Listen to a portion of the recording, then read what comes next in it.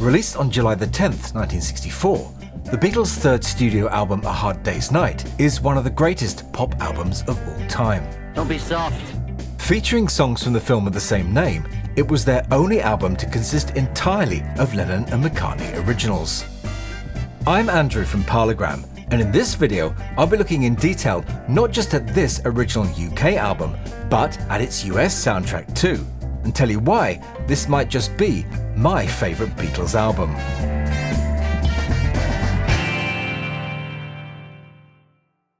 That opening chord was the first piece of music by the Beatles I ever heard, from this actual copy of the album.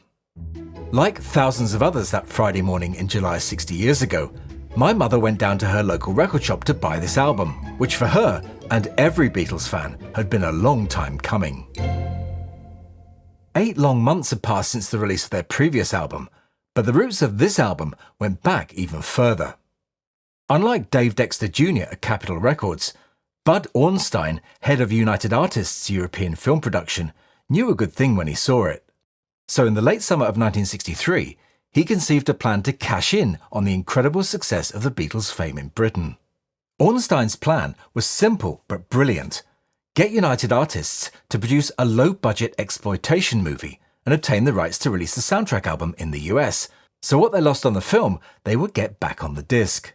So with that plan in place, United Artists hired American producer Walter Shenson, who along with Ornstein went to England to meet Brian Epstein in October 1963. Now, as EMI's contract with the Beatles didn't cover film soundtracks, United Artists were able to negotiate directly with Brian Epstein for the American rights.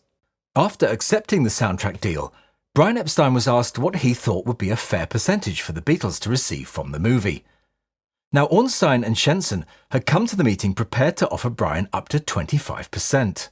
But after thinking about it, Epstein replied that he couldn't accept anything less than 7.5%, thus losing the Beatles 17.5% on the deal. With a better than anticipated deal in their pockets, United Artists set the budget for the film at a mere $500,000 and gave it the working title of Beatlemania, with shooting scheduled to begin on March the 2nd, 1964. All the Beatles had to do was come up with an album's worth of new songs.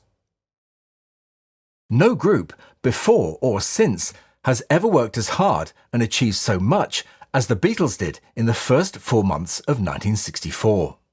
After completing the final 2 weeks of their Christmas show on January the 7th, the Beatles flew to France, where they performed 8 days of concerts at Paris's Olympia Theatre. 2 days after returning to the UK on February the 5th, they set off to conquer America. And 3 days after their return on February the 25th, they were back in EMI studios at Abbey Road to begin the recording of songs for A Hard Day's Night.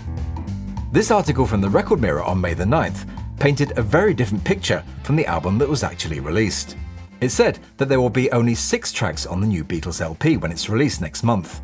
The remainder of the record will include incidental music from the group's film A Hard Day's Night and informal conversation between the Beatles and their A&R man George Martin. A title for the LP has not yet been decided by EMI, but the film's title itself is the probable choice. The album is expected to be released on June the 25th, less than a fortnight before the premiere of their film at the London Pavilion, Piccadilly Circus, London, on Monday, July the 6th. All the Beatles' previous records have been on the Parlophone label, but it's strongly rumoured that their new LP will be on United Artists.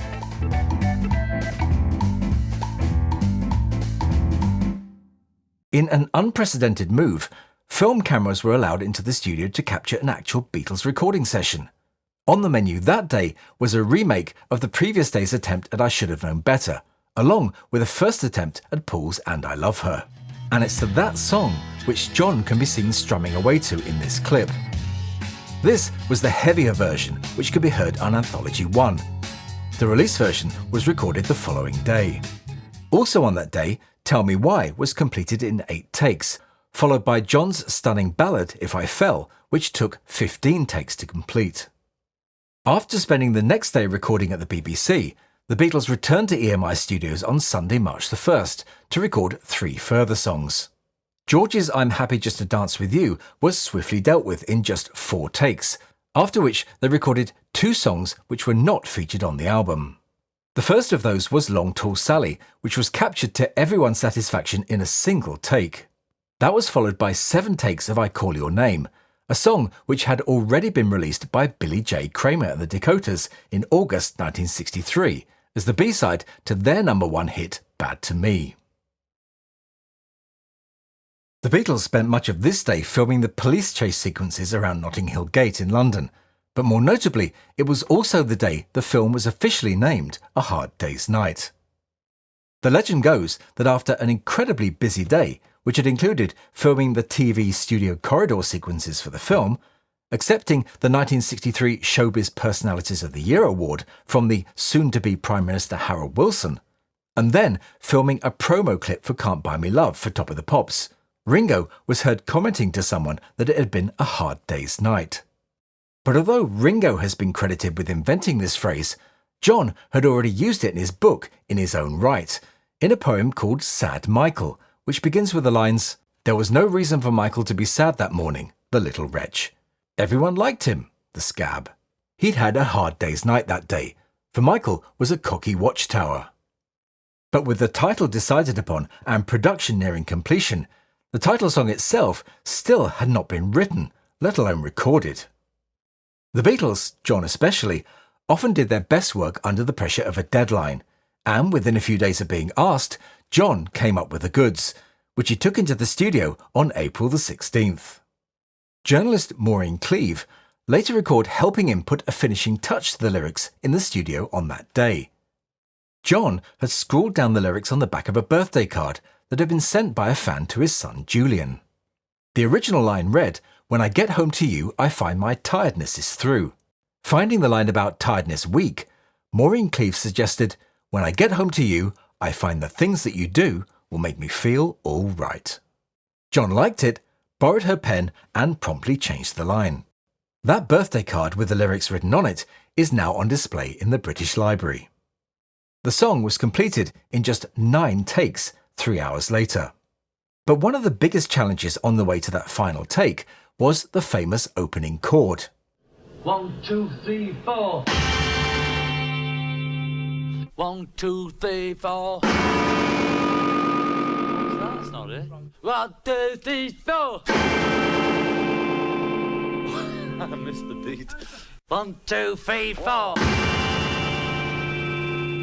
1, 2, 3, 4. 1, 2, 3, 4. 1, 2, 3, 4. 1, 2, 3, 4. 1, 2, 3, 4. Now, as good as a guitarist George was, he always liked to have time to craft a solo, and was generally not one for making up solos on the spot. So after his early attempts at One on a Hard Day's Night fell by the wayside, he decided to leave it until later. Then, with the help of George Martin, he overdubbed it at half speed, which when played back at full speed would be perfect. But this is how the solo sounded at the speed the two Georges recorded it at.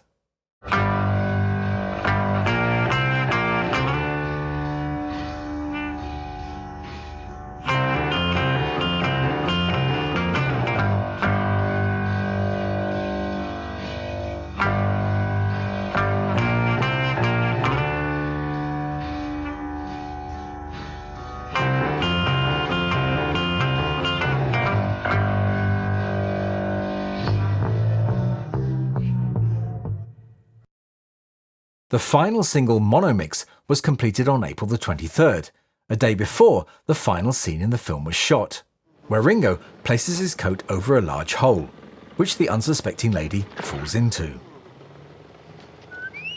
With filming complete and some time to go before the release of the album and the film's premiere, the Beatles turned their attention to their next project.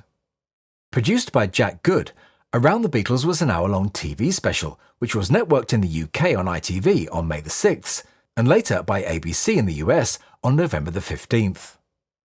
The Beatles took part in 2 segments in the show, a spoof of Shakespeare's A Midsummer Night's Dream, and later performed a selection of their songs.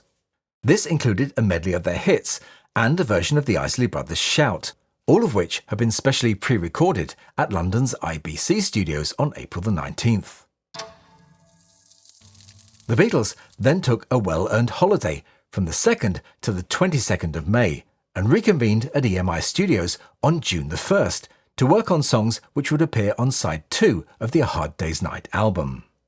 In a session watched by Carl Perkins, the first song they recorded that day was a cover of his song Matchbox, after which they did one of John's favourite early Beatles tracks, I'll Cry Instead, and 16 takes of the album's final track, I'll Be Back.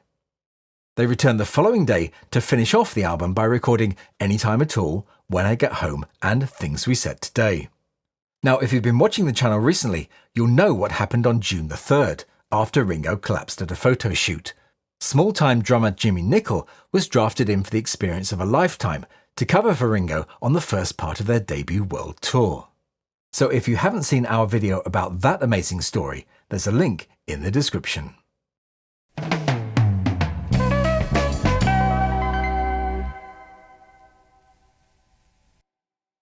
Now, as you know, the UK and US versions of A Hard Day's Night not only look different, but have a completely different set of songs. Now, the film's director Dick Lester's initial idea was to use I'll Cry Instead for the sequence where they escaped from the theatre and messed about in the field. In the end, though, it was decided to use their current hit Can't Buy Me Love in that sequence, which I think was a better choice. But such was the pressure to get the album out, United Artists didn't know I'll Cry Instead had been dropped from the film, and the song ended up on the album. However, the version on this album was 22 seconds longer than the version on the UK album, which was made possible by George Martin editing in a third verse. Although lyrically a repeat of the first verse, the nuances in John's vocal performance indicate that it was not simply a copy of the first verse, but was taken from another of the 6 takes the group had recorded on June the 1st. Although United Artists managed to get permission from Capitol to include Can't Buy Me Love, there was no way Capitol were giving them anything else, so they had to find something else to fill up their album. So the idea was put forward to include specially produced instrumental versions of Beatles songs by George Martin, all of which would be performed by George Martin and his orchestra. Although the film was not due for release in the US until August the 12th, United Artists released their soundtrack album on June the 26th, a full 2 weeks before the UK album.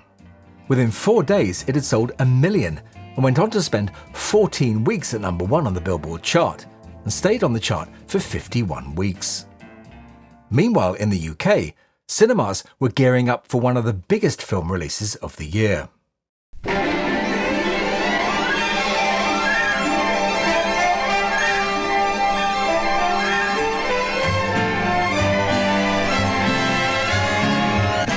Released 4 days before A Hard Day's Night, Wonderful Life, known in the US as Swingers Paradise, was Cliff Richard's third big musical film. Like his previous 2 films, The Young Ones and Summer Holiday, Wonderful Life featured lots of happy young people singing and dancing to catchy musical numbers, strung together by a corny youth versus grown-ups plot, and all in fabulous Technicolor. Wonderful Life was the antithesis of A Hard Day's Night, and was exactly the kind of film the Beatles were determined not to make. In fact, they mocked its format in a scene in A Hard Day's Night, where just before they launch into I'm Happy Just to Dance With You, John says, Well, why don't we do the show right here? Yeah! 2, 3, 4.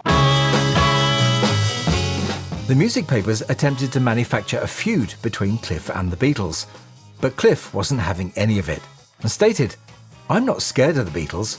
Mind you, I wish them all the best of luck. I'm almost certain that their film will be the big box office hit of the year. And you know what? He was right. The film's premiere took place at the London Pavilion on July the 6th, 1964, complete with usherettes in designer Beatle dresses, which could be yours too for 39 shillings and 11 pence. Just 200 police were charged with keeping control of the 20,000 fans who turned up for the event. Over 100 fainting cases were dealt with in a casualty station set up near the cinema, in scenes local business owners said they hadn't seen since VE night. The Queen's sister, Princess Margaret, and her husband Lord Snowdon were the guests of honour, and, as tradition demanded, engaged in some polite conversation with the Beatles after the film. "What do you think of the film?" Princess Margaret asked Paul. "I don't think we're very good, ma'am," he replied, adding, "but we have a very good producer." The princess was also curious about the word grotty and asked George what it meant, to which he skillfully replied that it was the current slang word for grotesque. The newspapers loved the film too. The Sunday Express reviewer Michael Thornton called it a Merseylian mud pie in the faces of those who smugly asserted that the Beatles were slipping. Even Keith, Brian and Bill of the Rolling Stones turned up to congratulate them at the post-premiere party at the Dorchester Hotel. The anticipation for the first new Beatles album for 8 months was immense, and the press were more than happy to play along. A week before the album's release, the Daily Express, calling themselves in this column the Gay Express, were giving away 500 copies in a gay and simple contest. In a move unique in Beatles history, both the A Hard Day's Night single and the album were released in the UK on the same day. The single was initially designated as a double A-side on promotional copies, but it was the film's title song which became the most played, and hit number 1 on July the 22nd, where it stayed for 3 weeks. The album spent 35 weeks on the chart, 21 of those at number 1. Meanwhile in the States, Capitol were having to rethink their marketing strategy, as the United Artists soundtrack album was selling 1 million copies a week. Reports from leading stores in New York and Florida were that it was outselling everything else in stock at the ratio of 10-1, although the single was slow kicking off.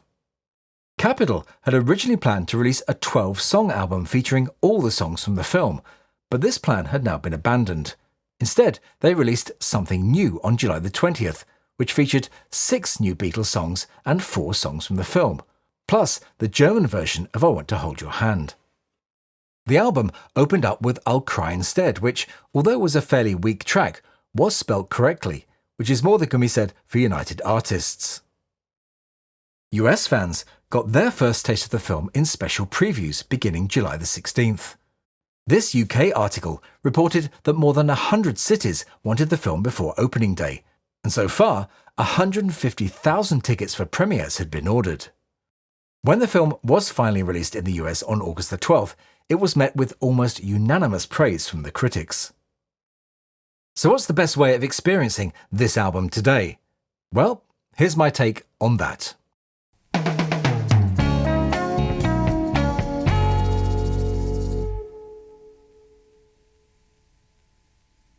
In my opinion, there's only one way to listen to this album, and that is in mono.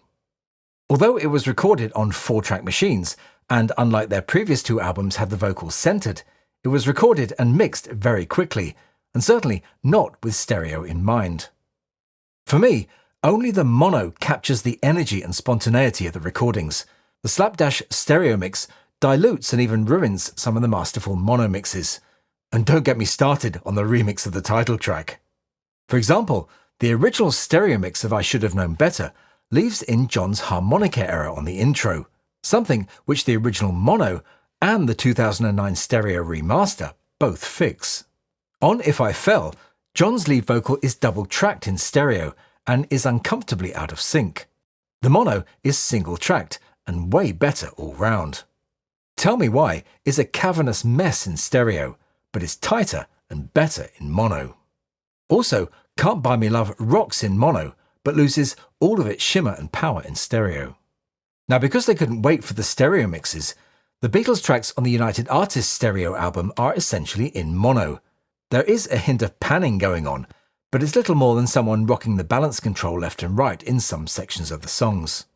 George Martin's instrumental tracks, however, are in true stereo, but are folded down for the mono version.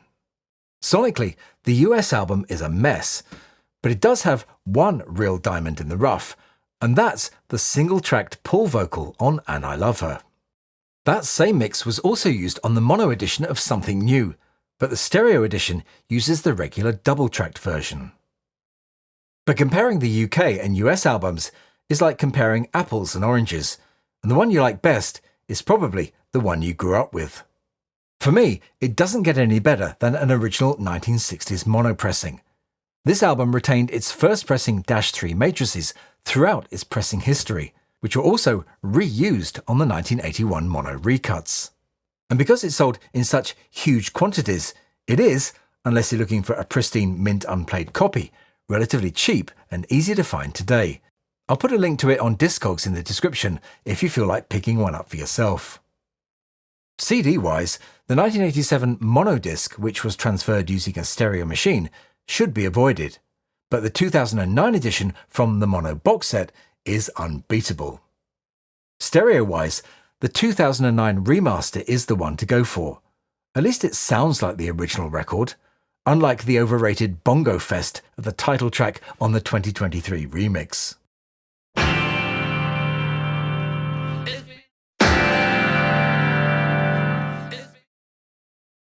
Your best bet for the film is this, the 50th anniversary Blu-ray, or the double DVD set from 2000, which has a lot of interviews with cast and crew members, most of who are sadly no longer with us. However, I'll always have a soft spot for my 1984 VHS tape. Although the Beatles' fame and popularity would continue to grow to even greater levels over the following 12 months, I don't think they made a better album during that time. It's my favourite period of the touring Beatles, where both they and their fans were enjoying the ride. Their next album, Beatles for Sale, saw them reverting to recording cover versions to fill out the album, and by the time they recorded Help, both they and the formula were worn out. But what do you think? Do share your memories and stories with me and everyone else in the comments. I promise I do read every single one. I'll be back next week with something else which I hope will inform and entertain you. But that's all for this time, so I'll say bye for now and thanks for watching.